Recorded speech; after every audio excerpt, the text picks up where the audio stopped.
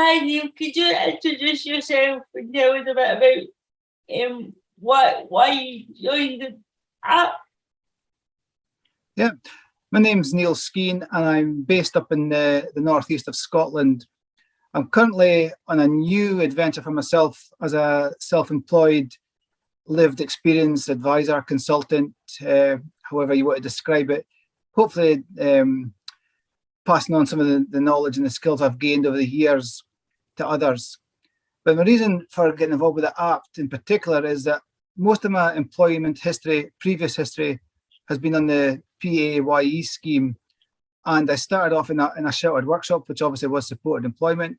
I then moved on to a local charity, which again was a supported employment to get going. And most of the jobs I've done along that have been along the supported employment route. And I think it's really vital that people get that, to get the skills, the knowledge and the experience to then, if they want, to move on to other models, as I have done myself, because it's all about gaining the skills and the experience and the confidence.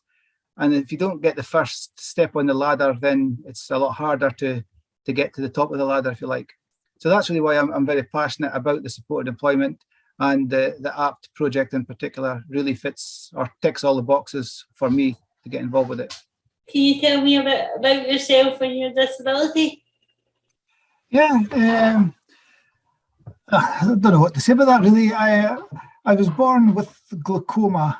I had reasonable, well, what I thought was reasonable sight up until probably my mid to late teens, I suppose. Although, like I say, I thought it was reasonable sight. I often used to get really frustrated because my parents would never let me ride a bike, because obviously my sight wasn't good enough to be on the roads or that sort of thing. But I must admit, I got a shot of my pals' bikes now and again, and it didn't always end up the best. So they were probably right not to allow me to have a bike. So my sight wasn't great, I suppose, really. But I thought, to me, it was okay. It was functional. I could get around. I didn't need any guiding aids or canes or dogs.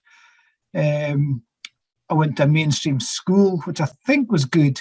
I'm always a bit reluctant with the debate about mainstream against specialist schools, because I've got some blind friends who went to the Royal Blind School in Edinburgh and loved it. Now, I went to a mainstream school and kind of hated it to a degree, because I think you were kind of bullied a fair bit. Although, again, that toughens you up for other things that life throw at you. So I suppose it makes you a bit more resilient. So I'm never sure about that side of it. But I went to a mainstream school, started to lose my sight, or it started to deteriorate, like I say, in the teenage years. And at that stage, I suppose it was a kind of important time in your school life, so I really didn't do that well as far as the academics of the school was concerned. I think the sight failing and the bullying and that sort of thing really just turned me off of school. And I think at that stage, I really wasn't sure where my future was going to lie. And eventually, I suppose, maybe in my late teens, my sight kind of disappeared altogether.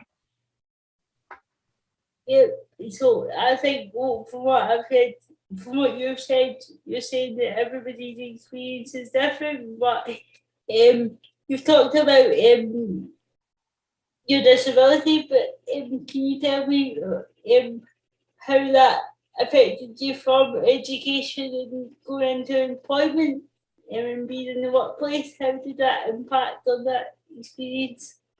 I think because, like I said, I think you built a lot of resilience through the school, and I really wasn't sure where I was going to go when I left school. But there was the social work, the local society social work got involved, and I was given a chance to, well, they called it at the time, it was called rehabilitation, which I didn't think was really the very good terminology, but never mind. And I spent 3 months down in Fife in a facility run by the RNIB, which really was really, really good for me, actually. It was the first time that I was the norm, if whatever that is. I was there with other people with sight problems, and you really just developed from there. And I learned, probably the best thing I learned there was touch typing. That opened up so much for me to be able to access computers and all that brings, the internet and all this stuff. And from there, it was an assessment centre as well. So you were being assessed on how you sort of adapted to your sight loss. And then I was recommended sort of sheltered employment, which was in the Royal Aberdeen Workshops for Blind and Disabled.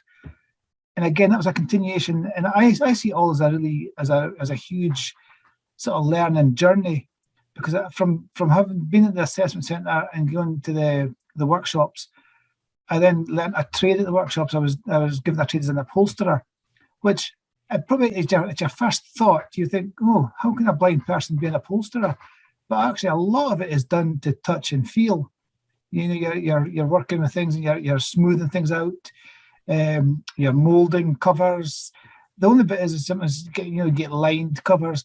But because it was a sort of a workshop for all different disabilities, all you needed was maybe a person using a wheelchair who had sight. They could come and line up the cover for you, and then you took over from there, and vice versa. If maybe I carried the chair over to their bench so they could work on it and different things. So you really learned a lot of teamwork, and I really a lot of good life skills.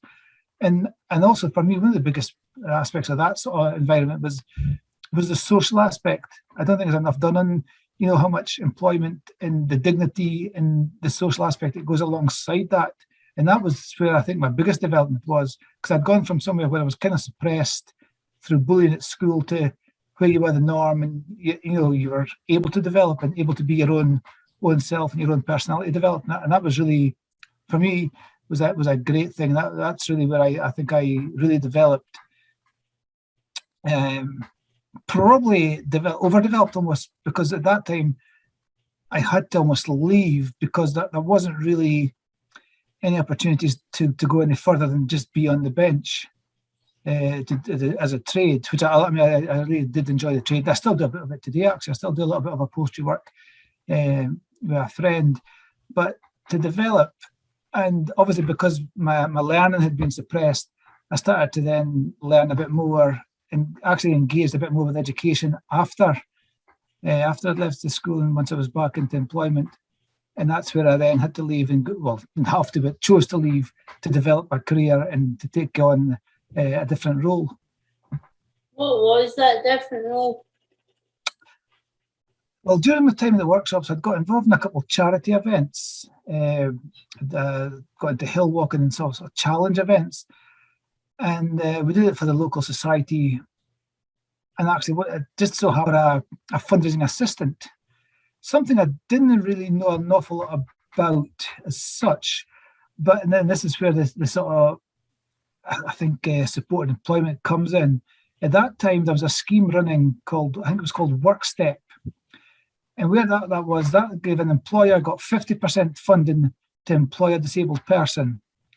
They paid 50% of your wages, and I think that 50% came from the government. And I think the rule was you got a year to develop into the role and to, I suppose, earn the right to have that job in your own right. So when I went to the local society for the interview, the chief exec chap who knew all about this, he said, look, I think there's definitely something here. There's something in your development we can definitely use. I'm going to propose it, if you're willing, that we put you onto this Work Step program for the year, 50% funding, and see where it takes us. Gives you a year to develop and just see what happens. And that's where it started from. And that really got me going. And I think gradually they decreased it, they went 60-40, 70-30, until you were 100% funded by the organisation. So therefore you were, an employee in your own right with no support, really. And that was a great thing, because to me that gave you the opportunity to really give you a year without any pressure, really, to learn the role or to develop into the role. And that's what I did. And within just after that year, the actual fundraiser had left, and I was then made up to be the actual sole fundraiser and had to take on the whole role myself. But it wouldn't have been possible if it hadn't been for that first year with the Work Step program. It just wouldn't have been possible to go from where I was as an upholsterer to being the total fundraiser. But having that year supported to be an assistant and develop and learn the role made a huge difference. That's a really positive example. Is that where you stayed until? You Yeah, in your self-employed role that you're in now? yeah. I was there 20, 20 years. Uh, one of the stipulations it was in that I had to get qualified as a fundraiser, which was great as well because that forced me then to really get back into education, and I started a couple courses on the from the Institute of Fundraising, which is the national body for charitable fundraisers. Started a couple of courses with them, passed the qualifications, and again that gave you the pride that even though I was working for an organisation that dealt with blind people, I knew that I was there on merit because I'd passed the qualifications and I was qualified to do the job. And that meant a lot. That gave you the dignity and the pride, that you'd achieved something. And yeah, okay, it was something you knew about. So again, I think this is where the lived experience comes in as well. I didn't actually realise that at the time because it wasn't really spoken about, but that was lived experience. And I was able to go out and promote the organisation from a lived experience angle. And I think that's very powerful when you're trying to promote organisations or the work you do. I think it's so powerful if you can have, it's lived experience, and you're giving it from the first-hand experience, which is so powerful to people. And I think audiences and potential donors, in my case, it was potential donors, high wealth individuals you were speaking to. It could have been pitching, different funders. And I think it made a huge difference having somebody with lived experience walking into the room. And also that obviously I had the qualifications, so I had all the background and knew all there's enough lot of theory around fundraising, stewardship and donorship and donor journeys and things, all this sort of the jargonistic stuff that's involved. But I'd always all that as well, so I was able to use that alongside the lived experience, and I think it was fairly successful in my role. Yeah, it sounds like it. What made you decide to move from that to being self-employed? What actually happened was I had been doing it for about 20 years, and it's a very, very stressful role. It's all target driven, all budgets, all funding the whole time. And there was a few different things cropped up, but I was just getting to the stage I just really couldn't cope with the hassle just day in, day out, every day, the pressure of having to, again, achieve another target. And of course, the thing is, the more you do achieve, then the more you've got to achieve, because the targets always only go one way.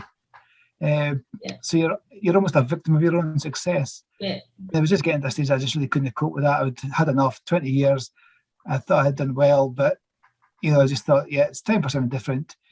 I think there was a bit like when I left the workshops. I really enjoyed that job, but you just think, this is great. I just want something different now. I want something new. I want a different challenge. It wasn't so much a challenge leaving the fundraising.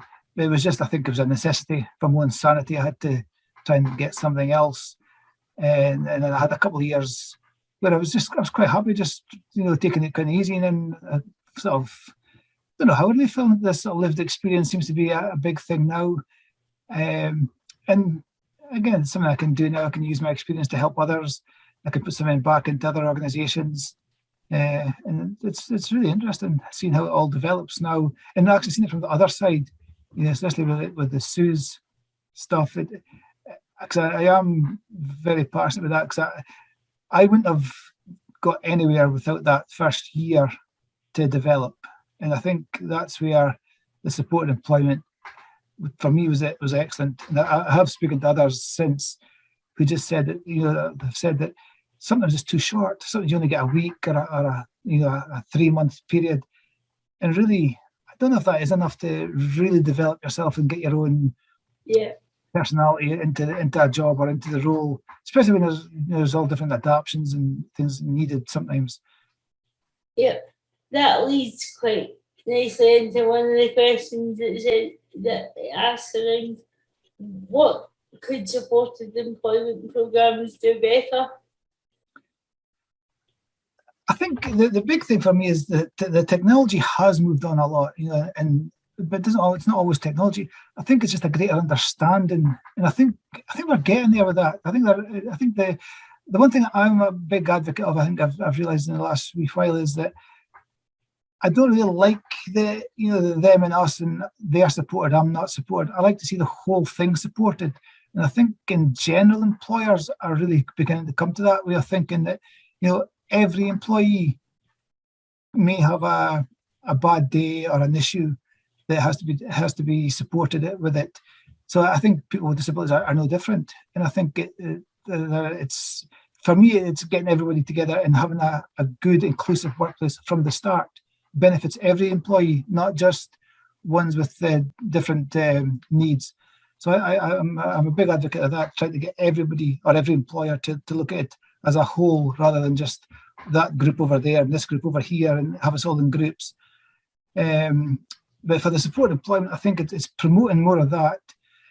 And also I think some are playing down the support, because there's an awful lot of things that employers are like, oh, it's going to cost me money. This is going to be horrendous.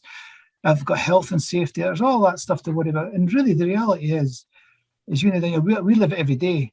We're probably safer than 99% of the other staff in the building, because we know our limitations. We know how to look after ourselves or what we need to do to keep ourselves safe. So I think it's getting that across as well to employers. That most of the stuff is just complete nonsense, and even the financial side of things. I mean, I just know my own situation with computers. When I started, it used to cost a fortune. You used to have a scanner, a PC, you had speakers to buy, you had all these other things to get. Now, a laptop with Windows or even Macs, the speech and that is all built in. You can obviously get specialist software as well, but even in Windows now, the narrator is not bad. It's greatly improved. So there's actually no cost to that, really, because you'd have to supply the computer to any employee. So just to put on the speech narrators there, away you go. And I think in mainstream technology, the smartphones, I mean, they're just mainstream now. So I think a lot of the cost has gone, or certainly has decreased massively to what I think the employers imagine it to be. So I think it's promoting that as well. But I think also it is really about some of what I got, it's getting a proper chance to prove yourself. That's all you're looking for. Don't want any handouts. You just want a level playing field to prove yourself. Yeah, definitely. I think you've already answered this, but I just wondered, do you have anything more you want to add around how your disability has impacted positively and or negatively in getting a job and or retaining employment? I think that the negative side is probably, it can be down to yourself. Sometimes you doubt yourself. Sometimes, can I do this? I mean, everybody has bad days, but I think sometimes we tend to beat ourselves up more because I know for me, I hate making a mistake or something because I think it makes me look foolish, and then it almost reinforces the stereotypes. Yeah, I'm with you on that completely. I beat myself up with that sort of thing. 100%. I think that's the negative. I think we're probably too hard on ourselves because, I mean, you see every day, you get emails from other people or other bosses or people in management, and they've made complete mistakes of it, and they just brush it aside and yeah, it's fine. And so I think sometimes my negative stuff is probably too hard on ourselves to succeed. Positively, I think it's just such a positive thing. Everything I did, I think socially, has all been through work, really. Like I said, my school experience, I've got some folk that said, oh, they've stayed friends with people at school for life. I would gladly never see anybody else at school with ever again, to be honest. So I think for me, it was getting into work and meeting a new crowd of people who have been brilliant. So the social aspect and the dignity. I mean, it gives you money. I mean, whether we like it or not, money makes the world go round. And I always just wanted to, I think, to have a mortgage, or something, just to be like the Joneses, not to be better than the Joneses, just to be whatever normal is. Yeah. Can you give me some examples of good practice or not so good practice in the workplace that you maybe haven't already covered? One thing that really always annoyed me wherever I've worked, and even in the organisations that are supposed to be, blind friendly, I could never get an accessible pay slip. And I thought that was really terrible. You had to ask someone to read your pay slip for you. I think now it's probably different because you get them online, and certainly most things are now. But as far as I know, when I left, we still got handed a pay slip, a physical piece of paper every month, and you had to get somebody to read it for you. I think probably now some of the technology, maybe some of the scanners might work it a bit better, but there's small things. I don't think there was any huge things really bugging me, but a lot of small things. And sometimes there was, like I say, I think it's getting an inclusive workplace, and if everybody is thinking a bit more about each other, then that makes a big difference to everybody's lives, I think. I'm quite big on stress at work because of what I went through myself, and I think whilst we do need a little bit of stress to keep us focused and to function, a lot of the stress is caused by ourselves. We are the causes of most people's stress, how we react with each other. And so I think a bit more sort of courtesies to each other, and we can reduce a lot of stress. And I think, to me, there's so much of that is negative in the workplace, deadlines and, hard deadlines to be met. And if it's not met, it's the end of the world. Well, actually, if it's not met, it's not the end of the world. It doesn't have to be by 5 o'clock. If it's a day late, it doesn't really matter that much. So I think it's just a bit more, to me, it's just a bit more courtesy, isn't it, in the place, and to realise that we're all working for the same aim. But how we get there, maybe just different, some of us are at different paces. Yep, absolutely. And the next question around good practices, how can this be implemented in policy making in the workplace? I think it's a hard one for policy, because as soon as you get policies, then it's almost like rules and regulations. But I think, again, it's a cultural thing, I think. Someone I was speaking the other day said, if we try to think or stop thinking about lived experience and just think about humanity, we're all humans at the end of the day. We're all one.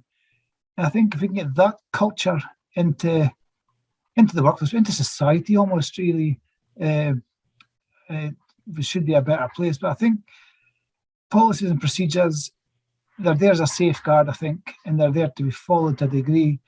But I think if we can change cultures into the compassion for everybody, a bit more thought around things, and even in design at the start, most things benefit all staff if they're implemented properly at the start. Even working practices, flexible working hours, just people. And I think there's not a lot of great things with the pandemic, but the Zoom, the fact that people are not scared now to use Zoom and all these things, that must be a great benefit to some people who maybe struggle at certain parts of the day, who maybe struggle with travel. All these different things that I think can be used if we can just be a bit more thoughtful, a bit more compassionate. I mean, I remember a few years ago when I was working, if I'd asked my boss, say 4 years ago, can I work from home tomorrow? First thing he would say is, why? What's on? Have you got something on? There was just a mistrust culture, I think, with people saying, can I work from home? Yeah. That seems to have gone now, and I think our work-life balance is a lot better for it. Yeah, it's a very different world now, that's for sure. Yeah. I think there's been some good bits. I think that is a good bit that people have got a lot more choices. And I mean, I think I always think people who maybe don't function in the mornings or stay up late at night. Yeah. Well, if they can write the report late at night, if that's when they're at their best, why does it have to be done between 9 and 5? I think there's a lot of these things to be thought about to make the whole workplace a much better, happier place for us all to work. And I think we're getting there with because of the Zoom and all these different things that opened up, technology as well. You can just share documents a lot easier now. You don't have to be in a physical office with all the physical barriers that can provide for people. Emma, you touched on this earlier when you talked about being in employment give people with disabilities dignity and just like a purpose and things. But this question is about just that, and about how do you think like being a disabled person in employment impacts on your well-being? Oh, hugely. Although, I mean, yeah, I mean, obviously stress, not so much, but that was not to do with disability. That's just, any person can pick up the stress. Oh, I think it's a huge thing. It sounds strange. I used to leave for my work about 6:30 in the morning, and I used to almost be bouncing down the road because I was just happy to be going to work. And I used to have to go down to the railway station and get the train. But the fact I met 3 or 4 people on the train, we bought takeaway coffees, we sat had a laugh on the train. It was just like being you were just part of society. There was no different to anybody else in that train. I was a commuter like everybody else. And I think for me, it's these little small things that make the biggest differences for myself. Now, some people say, "Oh, it's achieving great things." For me, it's not. For me, it's just being accepted as, one of the guys or one of the girls, just one of the gang. That's all I ever wanted. Is, like I say, is to be the same as the Joneses or the Smiths, not better, just the same. And to me, work gives you that dignity, gives you purpose as well. And I think you get a bit of pride. I think it's just so important for us all, really. I think and it doesn't matter what it is, it's your contribution. It doesn't matter how big or how small it is, it's your contribution, and that's the important part. It doesn't have to be a 35 or a 40-hour week, whatever it is. It's what you can do and what you're able to do, and that's the important part. It's not it has to be this, it has to be that. It's not. It's due to the capabilities. It's what you do for your capability, and that's the important thing. And again, that's a cultural change that people have got to learn slightly as well. Somebody working at 50% capacity is maybe all they can manage, so that's their 100%. Yeah. So I think we're a bit too judgmental at times, and again, this comes back, like I said, it comes back just down to the bit more courteous to each other. And I think for me, it was just having that, or even small things, really stupid things, like somebody would say, "Can you fancy doing something tomorrow?" And say, "Oh, I can't, I'm working." That used to give me a bit of pride. Yeah, just I get thinking, that. I'm working. Yeah, I get that. Totally. Yeah, totally agree with that. Yeah. Thanks for that. So the next question is, what do you think you've learned as part of your journey as an employee today?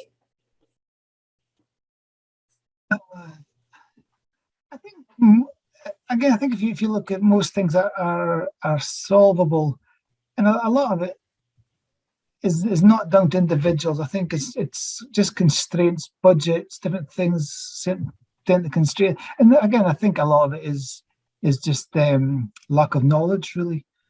I certainly learned a lot, and I was probably lucky working in the workshops to start with all different disabilities, because I knew nothing about anybody else's disability really, or how it affects people. But working with that, I could see, that I had my limitations. We all had our limitations, but then working together, we overcome them all, and we were a good unit. And that I think is the biggest thing. If people could see that, how it can all link in together, it's just like a jigsaw puzzle. You just put it all together, and bang, there you go. It all fits together. And I mean, to me, that's when the stuff was incredible. We did in the workshops. People who are very limited, really, with certain things, but with a bit of thought and a bit of help from others, we were all part of the cog, and all the cogs then made the wheel turn. I think that's the important thing as well. It doesn't matter how big or small your contribution is, as long as you're one of the cogs making it turn, then it's valued, and then that gives you your own dignity. And that's why I think I've learned that it's not really how much the contribution is, it's the fact that it is a contribution, and that can be the biggest thing. Yeah. And one last question, what tips would you give to employers as a disabled employee with regards to employing and retaining a diverse workforce? The thing is really to see past the disability. Don't look at the disability. Look at the person. Look at the beyond the disability. And I mean, I think human nature, we're probably all slightly guilty of that, but it's to see past that. Like I said, I was lucky. I seen it quite early on in my working life. I think we all see examples of it really every day if we actually look for it. But I think a lot of time we don't look. We tend to see examples in sport and things, but that's only one aspect of life. You know, employment. Every day, I think people are achieving things. And I think if employers, employers, many employers will be disabled themselves, whether they recognise it or not. Because I think there's an awful lot of people don't disclose their disability in the workplace through probably fear. I think that's another barrier that we need to try and break down. Is people should never be scared to say that, whether it's disability or just we can all have bad days. We can all have issues going on in our home life, private life that can affect our performance at work. I see that as no different to someone having a disability. I think we're all prone to good and bad days. And I think it's trying to get employers to recognise that. I mean, an employer is a human being after all. They'll have good and bad days. And to try and recognise that in their own workforce as well. I guess it is hard if you're invested in a company and it's sort of the profits and that, but I do think you get loyalty. Again, it's one of the things with disabled employees.